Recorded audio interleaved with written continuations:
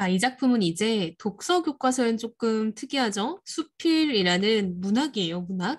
이 부분이 이제 감상적 읽기다 보니까 문학 작품이 하나 나온 건데, 수필은 이제 가장 중요한 특징이 체험을 통해 깨달은 어떤 자신의 생각, 내면의 어떤 의식, 깨달음, 교훈 같은 걸 전달하는 문학이기 때문에 자신이 무슨 체험을 했고 무슨 깨달음을 얻었는지 이제 좀 이야기를 해줄 거예요. 그래서 별로 어렵지 않은 글이기도 하고 문학이니까 조금 더 가벼울 거예요. 자, 한번 정리를 해봅시다. 자, 처음 부분부터 들어가겠네요. 자, 읽으면서 정리해 볼게요. 어린 시절 내 손에는 을의 탱자 한두 개가 지어져 있고는 했다라고 해서 자, 지금 화자는요. 탱자를 통해서 지금 과거를 회상하고 있죠. 이런 걸 우리가 과거를 회상하게 하도록 이어준다 매개체라고 하죠. 탱자가 물렁물렁해질 때까지 쥐고 다니는 버릇이 있어 내 손에 늘 탱자 냄새가 났었대요. 자, 후각적 심상이네요. 크고 노랗게, 자, 이건 시각적 심상이네요. 잘 익은 것을 먹기도 했지만 아이들은 먹지는 못할 푸르스름한 탱자들을 일 없이 따다가 아무데나 던져놓고는 했다. 나 역시 그런 아이들 중 하나였는데 그렇게 따도 탱자가 남아들 만큼 내가 살던 마을에는 집집마다 탱자나무 울타리가 많았다라고 해서 지금 나의 어떤 유년 시절을 회상하고 있죠.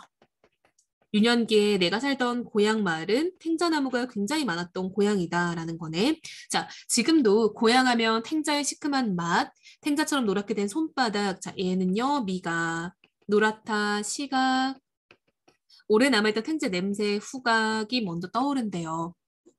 그리고 뾰족한 탱자 가시에 침을 발라 손바닥에도 붙이고 코에도 붙이고 놀던 생각이 난다라고 해서 이제 탱자에서 조금 더 좁혀 나가고 있어요. 탱자 가시에 대한 기억으로 가고 있는 거죠. 자, 지금 탱자 이야기에서 탱자 가시까지 들어왔어요. 가시를 붙인 손으로 악수하자고 해서 친구를 놀려주던 놀이가 우리들 사이에서 한창일 때도 있었다. 자그마한 소읍에서 자라는 아이들이 할 수 있는 놀이란 고작 그런 것이었다라고 해서 탱자와 관련된 이제 추억을 좀 회상을 하고 있죠. 탱자를 갖고 놀았던 추억. 그래서 탱자 가시에 찔리곤 하는 것이 예사다라는 거는 평범한 일이다라는 거예요. 평범한 일이었는데 한 번은 가시 박힌 자리가 성이나 손이 통통 부었던 적이 있다라고 해서 내가 뭔가 가시 때문에 뭔가 아팠던 그 기억을 지금 떠올리고 있는 거죠. 벌겋게 부어오른 상처를 보면서 나는 생각을 했대요. 왜 탱자나무에는 가시가 있는 것일까? 라고 생각을 했다는 거야. 오, 가시에 찔린 계기 때문에 나는 이런 생각을 하게 됐다라는 거네. 그쵸? 그리고 찔레꽃, 장미꽃, 아카시아, 가시를 가진 꽃이나 나무들을 차례로 꼽아보았다.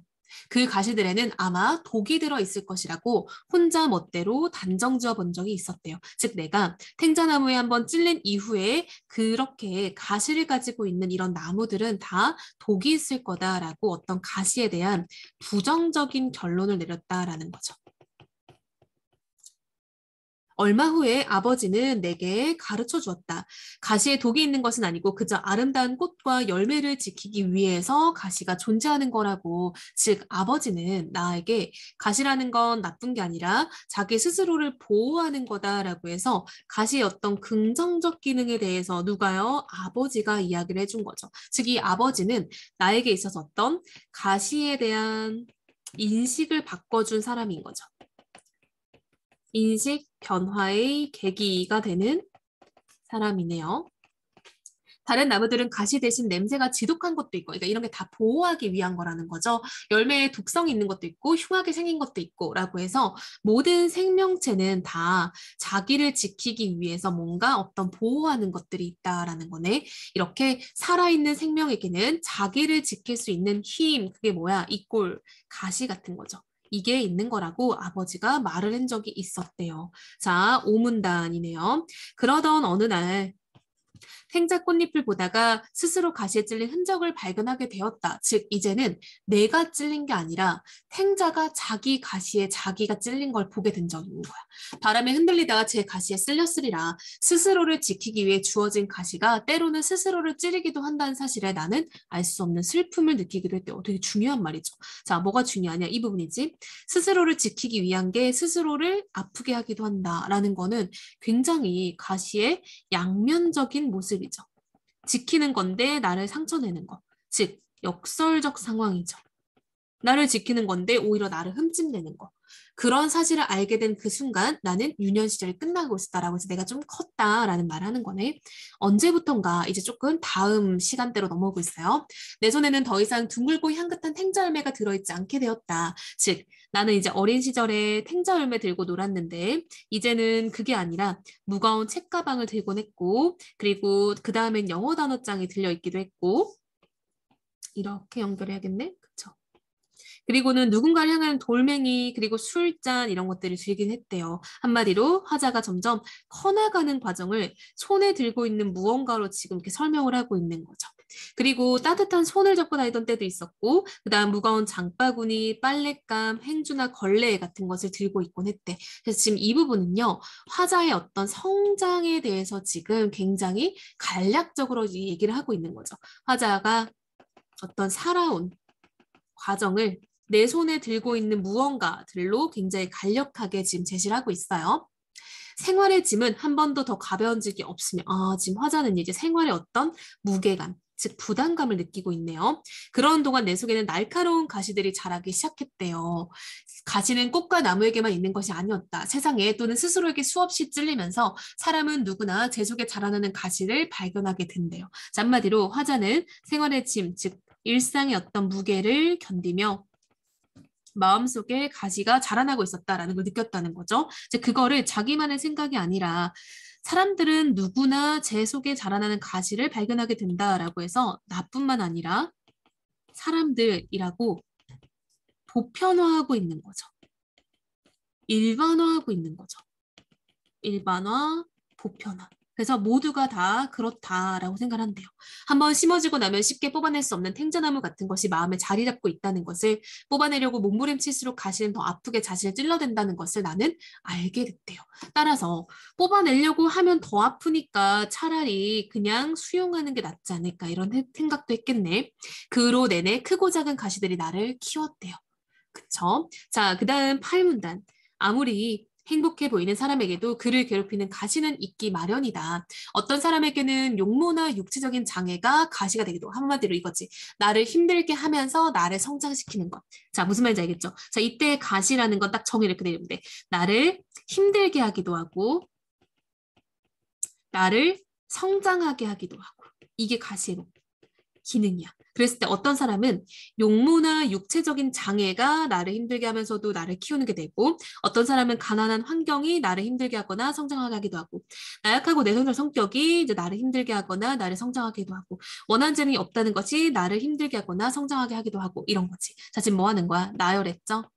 그리고 여러 가지 예시를 들었죠. 그리고 그 가시 때문에 오래도록 괴로워하고 삶을 혐오하고 되기도 한대요. 자, 그래서 구문단은 또 예시가 하나 나올 거야. 로트 레클이라는 화가는 부유한 귀족의 아들이었지만 사고로 인해 두 다리를 차례로 다쳤대요. 그로 인해 다른 사람보다 다리가 자유롭지 못하고 한쪽 다리가 좀 짧았대요. 이 다리 때문에 비관했다, 즉 나를 힘들게 한다, 이 꼴 가시의 역할을 하는 거지. 결국 불우한 생을 마감했다. 그러나 그런 절망 속에서 그렸던 그림들은 아직까지 남아서 전해진다. 이게 이제 가시의 순기능이겠지. 그는 자, 다음 문단으로 넘어갔어. 로트 레크리는 내 한쪽 다리가 짧지 않았더라면, 즉 나에게 가시가 없었더라면 나는 그림을 그리지 않았을 것이다 라고 말한 적이 있었대요. 그에게 가시는 바로 남들보다 약간 짧은 한쪽 다리, 즉 이것 때문에 나를 힘들게 하기도 하고 내가 성장하기도 하고 이런 거죠. 자, 11문단. 로트 레크리 그림만이 아니라 우리가 오래 고통받아 온 것이 오히려 존재를 들어 올리는 힘이 되기도 한다. 이게 뭐야? 고통하게 하는 거, 그리고 나를 키워내는 것, 이꼴 가시죠. 이 작품에서는. 이런 것들이 가시의 역할이야. 그러니 가시 자체가 무엇인가 하는 것은 그리 중요한 문제가 아닐지도 모른다. 어차피 뺄 수 없는 삶의 가시라면 그것을 어떻게 받아들이고, 즉 수용이죠. 다스려 나갔냐 더 중요하지 않을까 싶다. 그것마저 없었다면 우리는 인생이라는 잔을 얼마나 쉽게 마셔버렸을 것인가. 서리법이죠. 즉 인생을 너무 쉽게 살아도 교훈을 얻을 수 없고 잘 살 수 없다라는 거죠. 인생의 소중함과 고통의 깊이를 채 알기도 전에 얼마나 웃자려 버렸을 것인가라고 생각을 하고 있죠. 자, 12문단. 실제로 너무 아름답거나 너무 부유하거나 너무 강하거나 너무 재능이 많은 것이 오히려 삶을 망가뜨리는 경우를 자주 보게 된다. 그런 점에서 사람에게 주어진 고통, 그 날카로운 가시야말로 그를 참으로 겸허하게 만들어주는 선물이다라고 해서 가시는 선물이다라고 생각을 하고 있어요. 그리고 뽑히기를 간절히 바라는 가시야말로 우리가 더 깊이 끌어안고 살아야 할 존재인지도 모른대요. 한마디로 이렇게 힘들게 하는 거지만 이 가시를 우리가 더 끌어안고 살아야 된다. 즉 어떤 역설적 상황에 대해서 생각을 하고 있는 거죠. 가시 박힌 상처가 벌겋게 부어올라 마음이 쉽게 가라앉지 않는 날, 즉 한마디로 뭔가 마음이 너무 안 좋은 날, 슬픈 날, 나는 고향의 탱자나무 울타리를 떠올리곤 한다. 둥근 탱자를 손에 쥐고 다니던 그때, 탱자가시로 장난치고 나던 그때, 내 삶에 이런 가시들이 돋아나리라고는 짐작할 수 없었던 그때, 평화롭던 유년의 울타리가 탱자나무로 되어 있었다는 사실을 내겐 어떤 전원처럼 받아들여야 된다. 무슨 말이냐면 이 부분이 조금 어려울 거예요. 자, 내가 어린 시절에 우리 마을에 탱자나무 울타리가 많았기 때문에 내가 탱자나무에 대해서 생각을 할 수 있었고, 내가 탱자나무에서 이제 가시를 발견했기 때문에 이런 가시에 대해서 오랫동안 성찰할 수 있었다라는 말인 거야. 한마디로 나는 가시를 성찰함으로써 삶의 교훈을 얻게 됐잖아요. 그러니까 나는 내 동네, 내 고향에 탱자나무가 있었기 때문에 이런 교훈을 얻게 된 것이다라고 지금 생각을 하고 있는 거죠. 그게 어떤 나의 어떤 인생의 전원이었다라고 말하는 거예요. 자, 14문단. 내게 열매와 꽃과 가시를 처음으로 가르쳐준 나무, 내가 살아가면서 잃어버려야 할 것과 지켜가야 할 것을 동시에 보여준 나무, 그러면서 나와 함께 좁은 나이테를 내려가고 있을 탱자나무, 눈앞에 그 짙푸른 탱자나무를 떠올리고 있으면 부어오른 마음, 즉 아픈 마음이겠죠. 뭔가 마음이 아픈 날, 그런 아픈 마음도 조금은 가라앉게 된다라고 해서 아픈 마음이 가라앉는다, 즉 위로가 된다라는 거겠죠. 자, 언젠가 탱자나무 울타리를 다시 지나게 된다면 아마도 나는 그 사이에 더 굵어진 가시들을 조심조심 어루만지면서 무어라 중얼거릴 것이다. 그러고는 오래전에 잃어버린 탱자 하나를 슬그머니 따서 주머니에 넣고는 그 푸른 옹타리를 총총히 떠날 것이다. 만일 가시들, 즉 상처죠. 어떤 인생의 고난이겠죠. 이런 고난 사이에서 키워낸 그 향기로운 열매, 즉 이건 이제 어떤 삶의 결실이겠죠. 진실이겠죠. 내게도 허락해 준다면. 그쵸? 자, 수필이고요. 이제 자신의 체험, 뭐 탱자나무와 관련된 체험을 통해 자, 정리 한번 해봅시다. 탱자나무와 관련된 체험, 즉 경험이겠죠? 이걸 통해서 내가 가시에 찔렸던 일이 있었고 가시라는 게 사람을 힘들게 하기도 하지만 나를 성장하게 하기도 한다라는 걸 깨달았다라는 얘기를 하고 있죠. 그래서 이런 가시를 지금 설명하기 위해서 다양한 예시를 들었어요. 그렇죠? 로트 레크리도 있었지만 그 외에도 뭐 사람마다 가시의 종류는 다양하다 뭐 이런 이야기 했었죠. 자, 그리고 가시라는 건 사실상 물리적인 가시를 말하는 건데 그러한 가시가 어떤 상처 내는 것이라고 비유적 표현을 지금 가지고 있고요. 옛날 옛적 과거 상황부터 좀 이제 좀 더 현재에 가까운 과거까지 시간의 흐름 들어있죠. 그래서 시간의 흐름에 따른 화자의 생각이 드러나 있다라고 볼 수 있겠죠. 그래서 이러한 특징을 가진 작품이구나라고 정리를 하면 될 것 같아요.